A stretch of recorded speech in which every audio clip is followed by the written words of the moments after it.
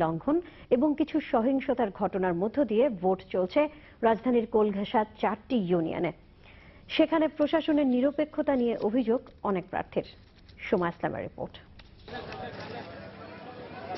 15 জেলার প্রায় 150 ইউপিতে ভোট গ্রহণ শুরু হয় সকাল 8টায়। ঢাকার বাইরে বেশিরভাগ জায়গাতেই পরিবেশ শান্তিপূর্ণ, উৎসবের আমেজ।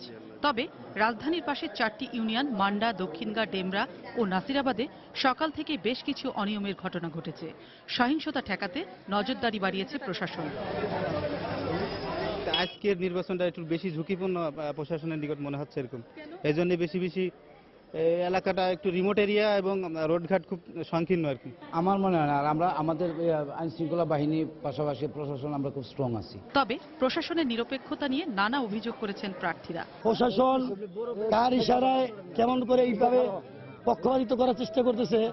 প্রভাব দলীয় সরকার দলীয় লোক প্রভাব বিস্তার করছে। প্রশাসনের সহায়তায় অনেক প্রার্থীর এজেন্টদের বুথ থেকে বের করে দেওয়ার ঘটনাও ঘটেছে কিছু কেন্দ্রে। এখন আমাদের 2 নম্বর ইয়ে থেকে বাইর করে দিয়েছে, যে অফিসারে বাইর করেছে। আমি পুলিং এজেন্ট, আমি পুলিং এজেন্ট, আমার যে আইডি কার্ড দিচ্ছে।